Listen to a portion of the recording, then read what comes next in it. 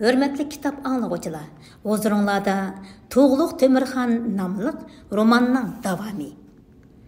Mevlana aqlliq Tuğluq Temirning nima demoqchi bo'lganligini tushundida, darhol Ulusbegi Amir Bulajıga beshini egib hurmat bildirdi. Shuning bilan boyatınqi jiddiy vaziyat sal besiqqandek bo'ldi. Hurmatlik Ulusbegi janoblari, dedi u. Meningdan nimalarni so'raydigan sen? Men aytayotgan Mahdi oxirgi zamon, sen so'rgan qutquzg'uch Qunshiim burhoningga o'xshamdi yo'q, bunisi menga noma'lum. Chunki sen butqa sajda qiladigan majusidur sen. Men bo'lsam birdan bir haqda Allohga e'tiqod qiladigan musulmondur men. Men e'tiqod qiladigan Alloh ustimizda hammaga ibrat ko'zlari bilan qarab turg'uchidur. O hem tug'ilmagan, hem o'lmaydi. Endi Mahdi oxirgi zamonga kelsak, u boshqa bir gap. Yer yuzini zulm qoplab ketganda, Alloh bandalarini azob uqubatdan qutuldirish uchun ummatlaridan birsini yer yuziga avatidi. Musulmonlar Allohning bu ummatini Mahdi oxirgi zamon deb ataydi. Şuna Tuğluq Temirxanmı azap çekkuchi bandalarini zulmdan qutuldirish uchun Allah tarafidan yer yuziga avatilgan ummati Mahdi oxirgi zamondir. Bu chaqda boshqa Mo'ng'ul amirlarimi Mavlonning so'zini tasdiqlagandek qilib Tuğluq Temirga olqish yangratdi. Şöhreti olamga mashhur, dushmanni yig'latgan, umrida tang kagudek odam chiqmagan, hayvati butun dunyoni titratgan mashhur Chingizxonning o'z pushtidan bo'lgan ulug' Chog'atayning avlodi Tuğluq Temirxan uzun umr ko'rsin.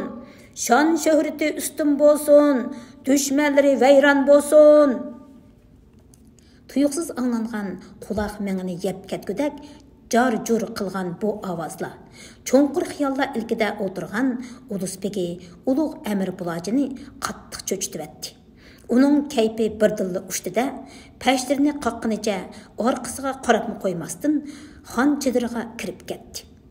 Onun bu hareketini görüp yosh Chog'atay xoni Tuğluq Toshtemir Bahodir bilan ma'nlik ko'z urishtirib oldi. Ondan o'rnidan turib, Toshtemir Bahodirning quliqiga pichirlab qo'ygandan keyin Mavlona Shayx Jaloliddin ketkini boshlab xon chedirining ichiga qarab maqdi. Tuğluq Temirxan chedirining ichiga kirib ketgandan keyin Toshtemir Bahodir qo'liga liq bir cho'chak qimizni elib, "Hurmatlik bosh Bek emirler, dedi u tekşi qarab. Janobi Ulusbegi Amir Bulajı sal bitap bo'lib qapti. Xon hurmatlik Ulusbegini xon chediriga kirib dam ilishqa buyurdi. Va sizlarni so'rinda echilib yeyilib o'tirsin deb yorliq berdi. Endi beygi bo'lmoqchi. Polvonlar o'z mahoratlarini ko'rsatmoqchi.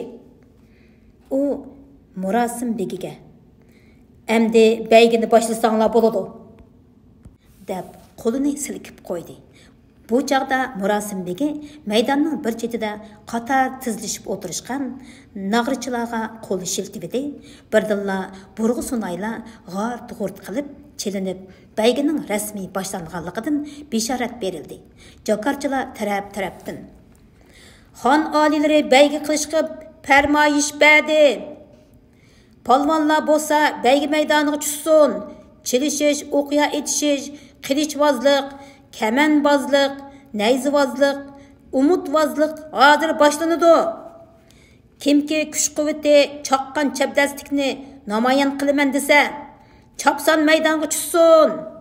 Ey xaloyiq, bugun ko'rsatmagan hunuringlarni qachon ko'rsatsizlar? Mendu mardonlarni sinaydigan maydon bu, deb jar soldi. Tarang daryosini bo'ylab necha chaqirim uzunliqda so'zilgan keng tuzlanlikda cho'milidek mig'ildab yurishgan odamlar necha yerda keng doiralik halqa tuzib tizilib o'tirishadi. Ularning keyniga o'ri turganlarning keyniga yana otliqlar tizilib, 3 qavatlik 3 halqaliq doirani shakllantirdi. Bir yerda chedishish bo'lsa, yana bir yerda o'qiya etish davom qiladi. Yana bir yerda qilishvozlik hunari ko'rsatayotganlar kishilarning diqqatini o'ziga jalb qilib olgan bo'lsa, nayzivozlar o'zlarining karomat mahoratlari bilan kishilarni o'zlariga moyil qilib olgan edi. Umutbozlar chuyundan qo'yilib, Üjmidin sap bekitilgan ig'ir umutlarini osmonga peqirtib tashlab, yerda bir mollaq etivatgandan keyin, xuddi qoshma to'pni tutib olgandek, yenik bir harakat bilan umutlarini qaytadan tutib olib, tomoshabinlarga voyiga yetgan mahoratlarini namoyon qilishadi. Chedishchilar so'rinda qiyiqas suran chiqib, tomosha ko'rguvchilarning diqqatini o'ziga jalb qilib olsa, halqa ichida xuddi iyiqqa o'xshaydigan zabardast ikki polvon bel tutishyotdi. Ularning ikki yelkasiga ikki odam bemalol mingudak yigitlar bo'lib, puttiri buquninkidek mazmut, mustahkam edi. Bilaklaridagi turmal to'lg'ishib turgan tarmush go'shlari har bir harakat qilganda yuqori tovan yurishib turadi. Ular bir-birining belidan qo'rib tutishib, onda-sonda bir-birini silkib qo'yishib, o'ylanib tutishadi. Qaraganda kuch jihatda tankilib qolganmi qandoq? Ular shu tariqada bir osh peshimgacha bel tutishgan bo'lsa-mu, ammo hech kimni yiqitolmadi. Bir kamlarda o'ng tarafda turgan polvon raqibini yerdan yulib olmoq bo'lib, putini yo'tkivdi. Qarshi tarafdagi polvon fursatdan foydalanib uni chaputladi. Yelqi polvon xuddi por terak o'rilgandek güppit qilib yerga yiqildi. Chedishish qoidasi bo'yicha u yengilgan bo'lib hisoblanadi. Shunga u ruhi tushgan holda solpiyib maydondan chiqib ketdi. Yengen polvon bo'lsa, xuddi ko'zi qizargan ko'rang buqidek pat-pat yerni tepib, polvon talab qilib, o'rkirab qo'yadi. Axir uningga basishalaydigan polvon chiqmagandan keyin maydisini kerib, olchanglab mang'inicha Murosim begining oldiga mukofot talab qilib ketdi. Marganlar so'rini texmi qizib ketgan edi. Egiz bayroq hodisining uchiga qizil jala pöpkülük bir polat dobulga esilgan bo'lib, talab bo'yicha Margan 100 qadam neridan o'q uzib, oshu dobulg'ining qizil jala pöpkini bir o'qtila uzib tashlashi kerak edi. Maydonga 3 margan tangla tushgan bo'lib, qator turishgan edi. Qoida bo'yicha birinchisi tekkuzlanmagandan keyin ikkinchi margan yoki uchinchi margan o'q uzatdi.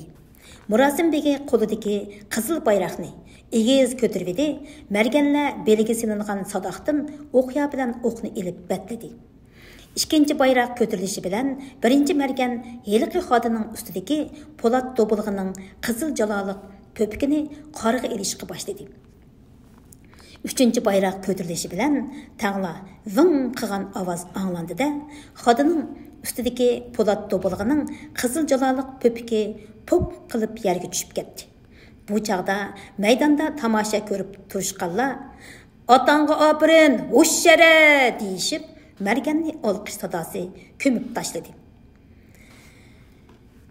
Marganni olqish sadosiga ko'mib tashladi. Talada bayga qizib, avjiga chiqqan chaqda xon chedirining ichidami bas munozara qizib, toza avjiga chiqqan edi. Bu bas munozara yanıla Ulusbegi Amir Bulaji bilan Chog'atay xoni Tug'luq Temirning ustozi Mavlana Shayx Jaloliddin ketiki o'tirsida may sharob ichmaslik haqidagi masalani cho'rdab qanot yoymoqda edi. Xon chedirining tör tarafiga qo'yilgan oltin cherginning sol yanida badashqani qurib o'tirgan Amir Bulajining oldida qimizdan bo'shagan cho'chaklardan 6-7si qolaymaqan tashlab qo'yilgan edi.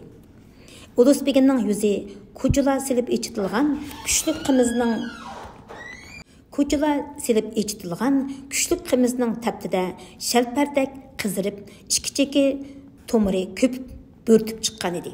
Her bir cho'chak qimizning ustiga tushliq kaypi bo'lgandek ishgan siri u ichida saqlab kelayotgan g'omlarini xonga bir xil to'kib turdi. Bizni ulug' yurishga otlaninglar, etinglarning tuyqini zaminning eng oxirgi girvikiga yetkazib, Moğollarning shuhratini butun olamga tarqitinglar deb vasiyat qildirib ketgan odamning kimligi esinglardan ko'tarilmagan bo'lsalar, o kishining o'z orzularini amalga oshirman deb yurganda, ajal so'rab bu dunyodan aketgan ulug' bo'miz Chingizxon ekanligini obdan bilsizlar. Shundoq ekan, qo'limizdagi xosiyatli jonivorning oq ustida ichitilgan bu kuchli sharobni shu marhumning ruhining xo'sh bo'lishi uchun ichayli, dedi-da, bujulab köpük o'rlab turgan kuchli qimiz qo'yilgan cho'chakni qo'liga ilib bir tiniqla ichib etdi.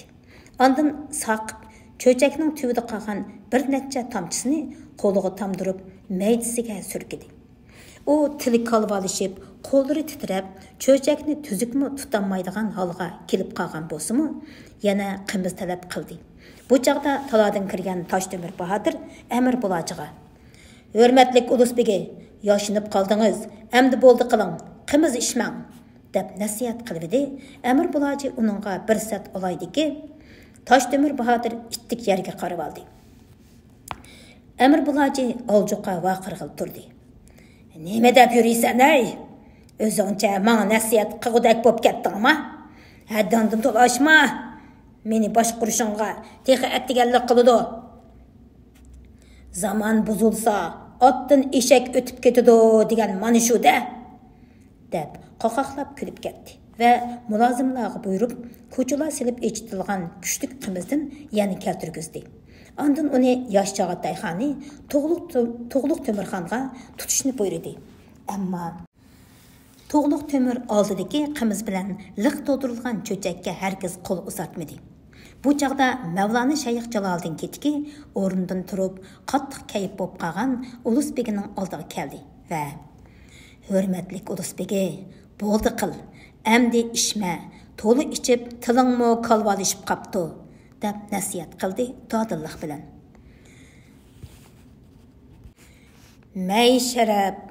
May sharob aslida oz issa badanga foyda qiladigan, ko'p issa ziyon qiladigan narsa. U insonning hush qolisini xiralashtirib, aqlini kesidi. Bo'libmi, seningdek taxt toyanchi bo'lgan ulus baglari may sharobga texim yaqin yo'lamasligi lozim. "Hey Uyg'ur baxshisi, anglasam sening diningdimi may sharob ichishni ancha cheklab ketmaydi ekan do'qqu", deb so'radi Amir Bulochi mug'ambarlik bilan. "Ey hurmatli Ulusbegi, bu so'zing intayin nomuvofiq bo'ldi", deb uning savoliga darhol radiya berdi Mavlona Shayx Jaloliddin ketki. "Bizning dinimizda may sharob ichish hammadan burun qattiq cheklangan yomon ishlarning birisi. Chunki bizning dinimiz barliq kelgan 3-yillar, ya'ni milodiya 625-yili may sharob qat'iy ma'ni qilingan. Albatta, bunda qilishqimi ma'lum mazgil, payt zarur bo'lgan.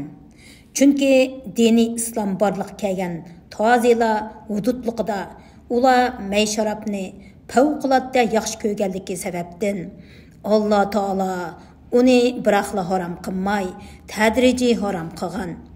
Agar may sharobni biroqla harom qilgan bo'lsa, ularga uni tashlash noiti eg'ir kelgan bo'ladi. Shuning uchun uni paydinpay kishilar qabul qila oladigan shaklda asta harom qildi. Chunki bir yomon ishning harom ekanligi yana bir ishga munosabatli bo'lsa, uning xatarlik ekanligi va ziyonligi aniq ko'rildi. Uning kishilar qalbida paydo qilgan ta'siri kuchli bo'lib, uni kishilar oson qabul qiladi. Bu sababdan islom shariatining ahkomlarining ko'p qismi biror hodisaga aloqador bo'lib keldi. May sharobni tadrijiy harom qilish uchun Janobi Alloh dastlabda: "Ey Muhammad, sendin haroq va qimor to'g'risida so'rashidi. Sen ularga buning har ikkilisida cho'ng gunoh va kishilarga ozg'ina moddiy foydami bor. lekin ulardagi gunoh foydadan texmi cho'ng degan mazmundagi xitobni tushirgan. Darvaqa may sharobning foydasi bor. Az iste'mol qilinsa badanni ozroq rohatlantiradi. Bu chaqlarda may sharob ichish texi qat'iy harom qilinmaganligi uchun musulmon tozilarning ba'zilari may sharob ichib aqli bulg'unib Qur'on Karimni xato o'qiganligi uchun Alloh taolo ikkinchi qitimda mast kishining namozga ketishini harom qilib, bunu mazmundagi oyatni nozil qildi. Ey mo'minlar, sizlar mast bo'lsanglar, nima deyotganliginglarni bilgininglargacha namozga yaqinlashmanglar. Bu may sharobni ma'ni qilishdan burunqi nozil qilingan oyat edi. Musulmonlar orasida ba'zi kishilar may sharob ichib, ba'zilarga zulm, sitam va azob oqibat sog'anliq voqealari orqa-orqadan yuz berishga boshladi. Sahihul Buxoriy degan kitobda Hazrati Hamza mast holatda Hazrati Alining ikki to'g'isini o'ltirib qo'yganligi rivoyat qilinadi. Demak, may sharobning zini musulmonlarga ochiq ma'lum bo'lgandan keyin Alloh taolo may sharobni qat'iy turda harom qilib, ey mo'minlar, aroq ichish, qimor o'ynash, butlar, ya'ni cho'qinish uchun tiklangan toshlarga cho'qinish, pal o'qlari, pal selish shaytonning ishi, paskini qiliqlardir.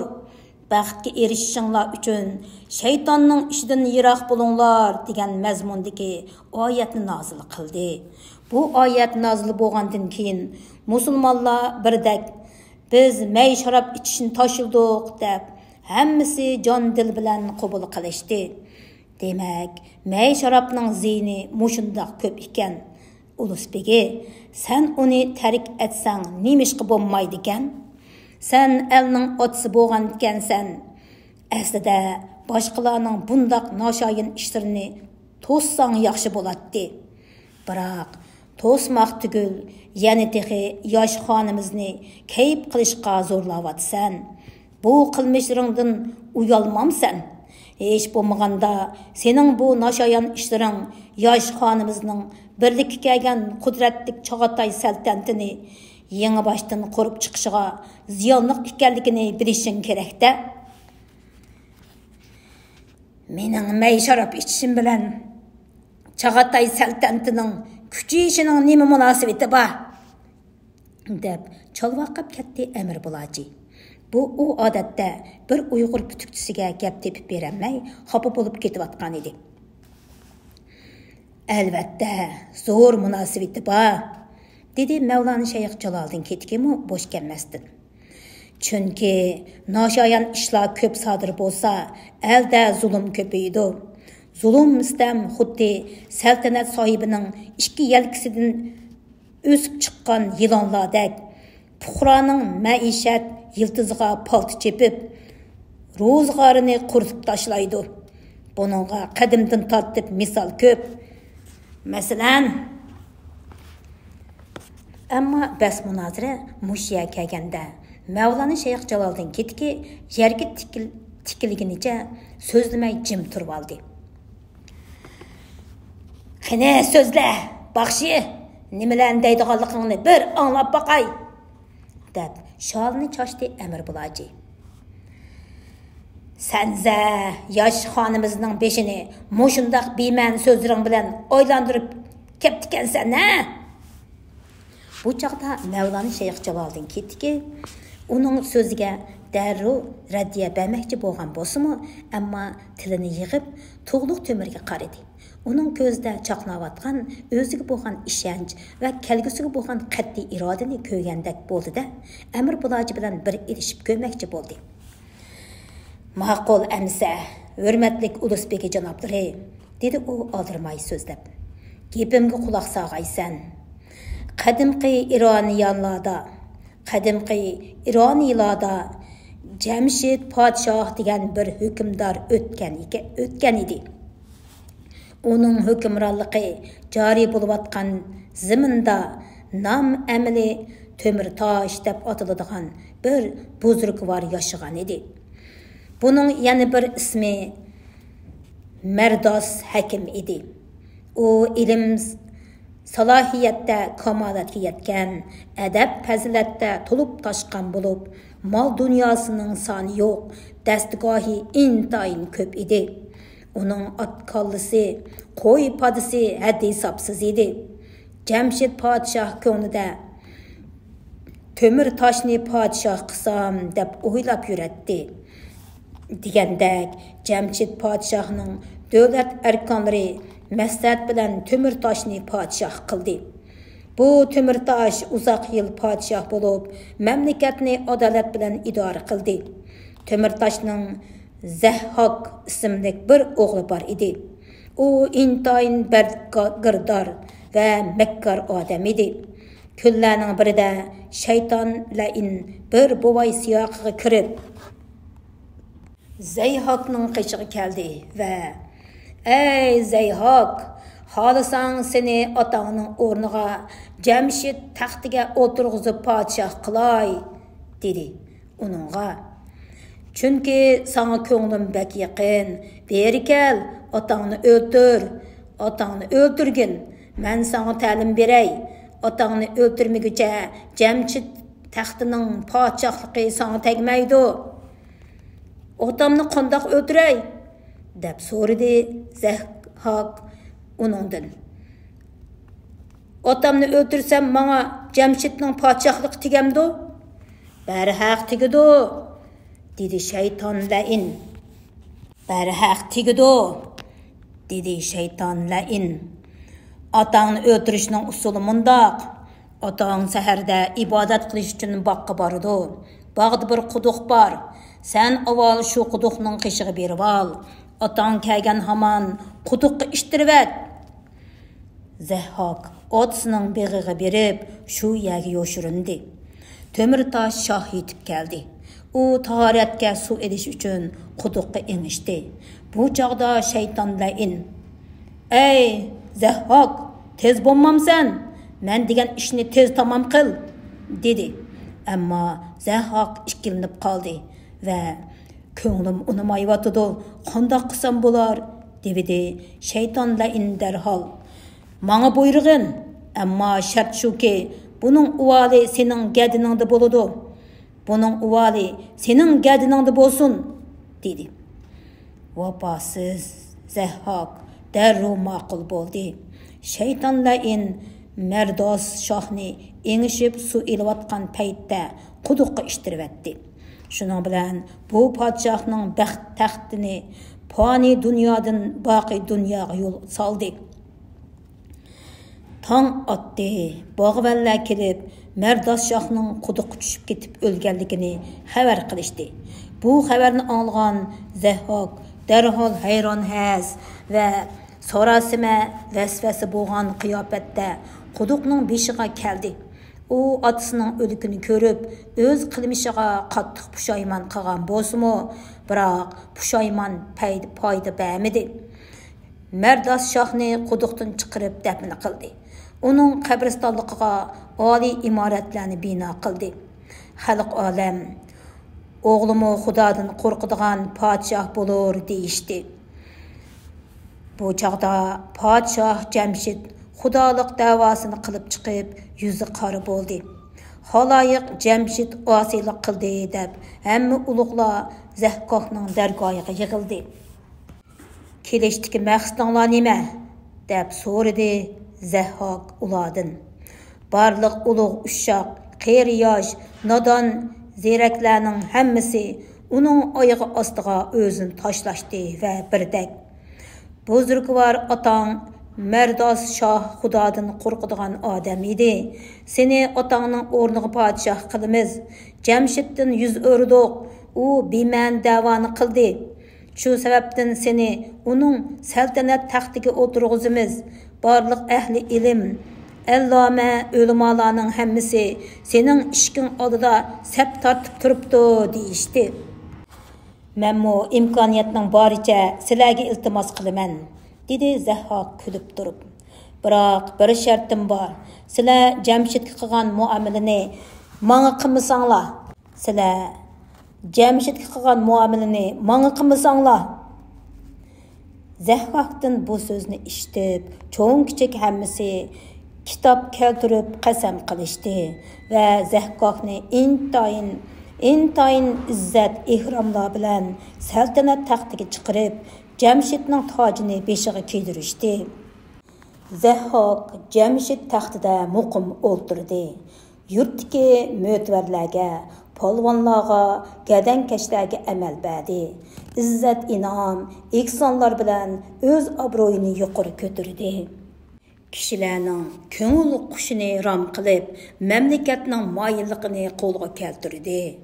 Bir kuni Zahhok Jamshid taxti ustida sexiylik bilan eshikni ochib, amaldorlarga oltin to'n hadiya qilib o'tirganda, shayton iblis G'oromzada ilgari Zahhokqa otasini o'ldirish taklifini bergan chog'dagi hayvat bilan ko'rinib, "Meni tondingmi?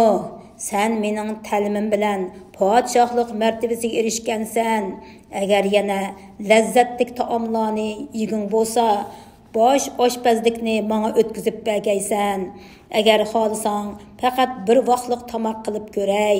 Sen tetib boqqin. Yoqsa yaxshi, yoqmasa nerisini o'zing qil, nerisini o'zing bil", dedi Zahhok. "Taom qil", deb buyurdi. Shayton iblis G'oromzoda shundoq ustlik bilan bir taom tayyorladiki, Zahhok shu taomni yana bir qatim yeyishni orzu qildi. Oxir Zahhok shayton lainga oshxonasini o'tkazib berdi. Shuningdan keyin bu mal'un Zahhokqa har kuni xilma-xil mazalik taomlarni etib yegizdigan bo'ldi. Shayton iblis yana hiligarlik bilan "Ata bir xil taom yeysanki, uni ikkinchi qatim yeyishni orzu qilib hasrat cheksan", deydi-da o'z o'rniga qaytadi. Shu kechasi ko'p hasham karomatlar bilan atisi sahargacha taom tayyorlaydi. Bir kuni Zahhokning oldiga kaptar, qirg'ovul, bo'dinlarni pishirib akeldi. Zahhok ularni nihoyat ishtiho bilan yedi va intayin lazzatlandi. O xushal bo'g'nidan "Sening nima talping bor?" deb so'rab soldi. Shayton "Agar menga ruxsat bersang, o'shnanga yuz ko'zimni qong'ucha surkib olsam", dedi Zahhok. "Buning nima foydasi bor?" deb so'radi shayton iblis. "Xalq orasida obro'yim yuqori bo'ladi", deb javob berdi. Zahhok darhol ikki o'shnisini yalang'ochlab berdi. Shayton iblis bir nechini suyib, yuz ko'zni surtib g'oyib bo'ldi. Barliq ayyoni davlat, arkoni mamlakat bu ishga hayron bo'lib, qo'lining kayinni tishlashdi. Zahhokning o'shnisidagi shayton lain so'ygan yer qichishishga boshladi. U chidamay qichishgan yerni qoshlagan edi. Qapartma paydo bo'ldi. Bu qapartmalar yerilgandan keyin u yerdan 2 yilon bosh chiqardi. Yilonlar soatlab cho'ng'ishga boshladi. Yilonlar Zahhokning quloqiga kirib, uning mingisini yemoqchi bo'ldi. Dal mushu chog'da shayton lain tibib siyoqiga kirib, Zahhokning eshigida paydo bo'ldi. Zahhokning odamlari uni boshlab kirib, Zahhokni ko'rsatdi. Shayton lain Zahhokni ko'rib, "Har kuni 2 odamning mingisini beringlar. Shu chog'da yilonlar orom topadi. Agar shohning mingisini yeyishga tashna bo'lsa, shoh beorom bo'ladi. Ularning ko'ngliga azor bersanglar, ular shohni halokatga ilib boradi", deb ko'zdan g'oyib bo'ldi. Zahhok "Shunda qilinglar", deb bu vazifani vaqti-vaqtida ado qilib turish uchun bir odamga maxsus topshirdi.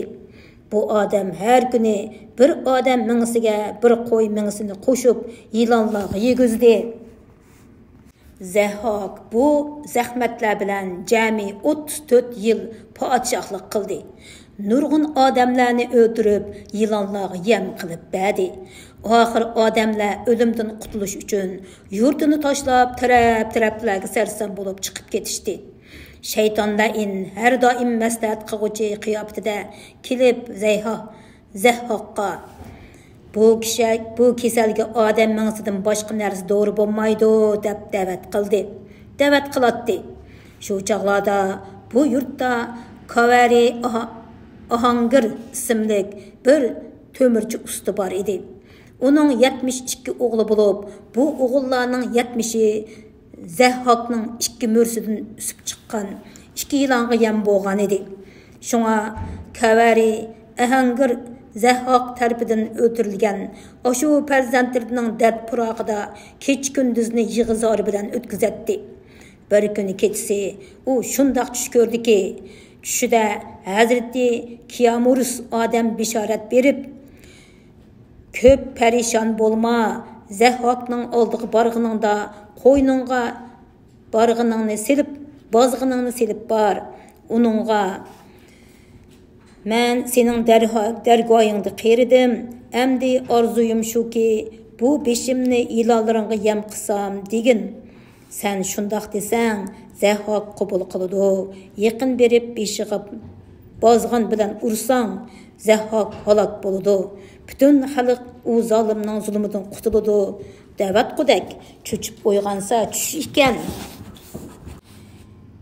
Kavari Ahangir bu bishoratni anglab Zəhhaqning oldiga kelib, "Ey olamning podshohi, men Kavari Ahangir bo'laman. Men qeridim. Jinimni sening yo'llarida, sizning yo'llarida pido qilsam, beshimni chiqib, mingamni ilonlarga yegizsam" dedi. Zəhhaq mush oy, mush kunlardimi, "Men mushundoq muhabbati bor kishilarmi bo'ladi ekan? Qog'inni o'zing bil" deb javob berdi. Kavari Ahangir Zəhhaq zolimning kayniga o'tib, darhol qo'yindan bozg'inni chiqardi va "Berding ey shoh elga sen ozor, hozir turg'usi qiziq bozor. O'lgining afzal sana ey shoh, zulm jabringdan el bori bezor" deb nar tortib bog'nicha bozg'in bilan Zəhhaq zolimning beshiga shundoq urgan edi. Bozg'in uning beshiga petib ketdi. Zəhhaqning paskini jini do'zaxga ketdi. Kavari Ahangir Xudoga shukr bajo keltirib, bir uzun yog'ochning uchiga to'mirchilik peshtomisini chigib bayroq yosidi va bozorga jokorchi chiqarib, davr Kavari Ahangir deb jokorlatqizdi. Zəhhaq zolimning zamonida otisi, o'g'li, o'g'isi va boshqa tuqqanlari Zəhhaqning ilonlariga yem bo'lib ketganlarning zulm chekkan jamoati to'plashib Kavari Ahangirni podshoh qilib sayladi. Mavlana Shayx Jaloliddin Ketkining bu hikoyasini anglab, zodi taqat qilib o'tiramagan Amir Bulojining quyuq chochlari tik turib ketdi. U o'rnidan chashrab turib, "Jallod, qinsan! Ozg'un ta'limoti bilan xonni qaymoqtirgan bu Uyg'ur baxshisini ochiq kollasini ol" deb vaqirdi. Shu an o'ng qo'l tarafdan 7 turg'avut, so'l qo'l tarafdan 5 turg'avut yugurib qopdi. Ular Mavlana Shayx Jaloliddin Ketkining ikki qo'lidan tutib, uni tala tarafga so'rab ilib minishga tamshildi. Bir yanda qo'l qo'yishtirib turgan Toshtemir Bahodir xon chedirining to'rdagi oltin chirgin ustida o'tirgan Chag'atay xoni to'g'liq to'mirga bir qarvatgandan keyin turg'avutlarga "To'xtanglar" deb bishorat qildi-da, Amir Bulojining oldiga kelib, "Ey Amir Buloji, nimancha bunchalik ochiqlanasan? Nimancha bunchalik ochiqlanasiz? Mo'ng'ullardan bizga beshini yerga urib kelgan odam otangni o'ldirgan bo'lsa-mu, apuga loyiq degan so'z udum qolgan" dedi kulib turib. "Ochig'ingizni besib oling.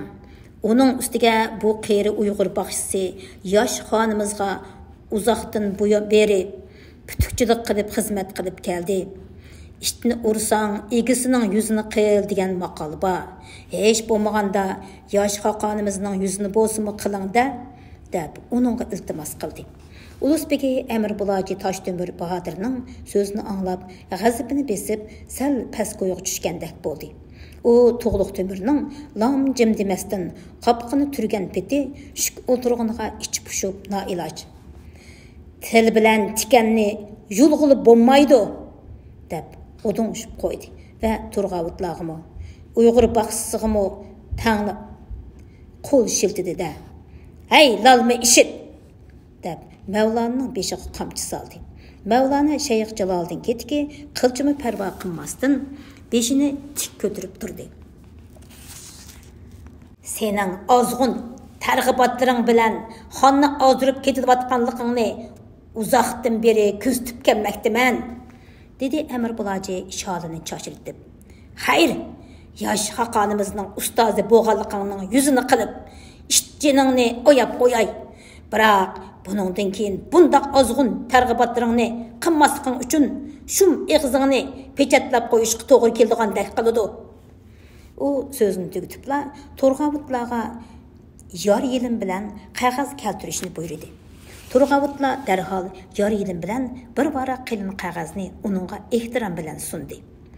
Ücümü yıldızda qoyntılıb yasalğan patlıq xotan қағызы naiti çıng bulup, qurğandın keyin asanlıqça yetilib ketmeydi. Әмір Бұлажының әмірге бinaən Turgavutla xotan қағызыға yar елімні тәкші сүртіп шыққандың кейін қағазны Мәуланы Шайық Жалалдың кетікінің ağzıға çaplap, печаттап ташлады. Әмір Бұлажы ұйғыр бақсысының ağızdaki қағаз печатны ешкімнің елеветіш huquqi yo'qligini e'lon qildi. Uyghur baxşısının ağzı peçetlengəndən keyin onun gəp söz qılmaydiganlığı, hətta su içəmməy, gıza tamaq yeyənməydiganlığı həmməgə ayan idi. Bu əməliyyatda yanıla Mevlanını ölümgə hüküm qılğanlıq bilan baravar idi. Көз алдыда yüz berip atqan bu işlarni eğir besiqliq bilan күзүтүп, qapqını aşmay o'tirgan yosh xon Tuğluq Tömür Әмір Бұлажының Мәуланы Шайық Жалалдың ketigi bilan o'zini uzoqdan beri taqib qilib kelib atqanligidan obdan xabar bor edi. Boya Ulusbegining xon nima deydikin deb qasdan Mevlanını ölümgə hüküm qılğanlığı əməliyyatda onunğa ibrat bilan təhdid silish helisi ekanligini Tuğluq Tömür allaqachon sezib olgan edi. Şuna qapqını aşmay şük o'tirgan edi. Elhal Әмір Бұлажы өзінің birinci helisining mushaqqatining shamolga so'rilganligini ko'rib, darhol og'zini pechatlab o'ldirish helisini ishqa solgan edi.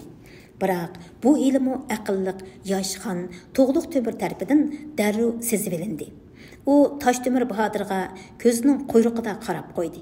Zirak Taşdömür Bahadır yosh xonning muddasini tushunib, o'rnidan sakrab turib, Mevlana Shayx Jaloliddin ketkining oldiga keldi-da. "Sen nafratlik Uyg'ur baxshisi, valaq takkurlik qilganga to'y. Bu hikoyani so'zlash orqali hurmatlik Ulusbegini shayton iblisga o'xshatmoqchimi sen, ha?" degenicha Mevlanning qochtig'iga cho'ng-cho'ng qilib bir necha tastak urvatdi. Qattiq tastakning zarbisidan Mevlana Shayx Jaloliddin ketikining og'zidagi qog'oz pechat chop-chekidan yirtilib, so'yilib ketdi. Qog'oz parchalari xuddi qor ushqunidek pildirlab yerga tushib ketdi. Ulusbegi Әмір Бұлажы Uyg'ur baxshisining og'zidagi pechatning buzilganligini ko'rib, qahr g'azab qilmoqchi bo'lsa-mu, ammo Taşdömür Bahadırning o'ziga bo'lishib, so'zman Uyg'ur baxshisini g'azab bilan qochatlab so'kiyotganligini ko'rib, toshdek qetib ketgan ko'ngli bir oz bo'lsa-mu taskin topdi va Mevlana Shayx Jaloliddin ketikini xon chediridan qo'g'lab chiqardi.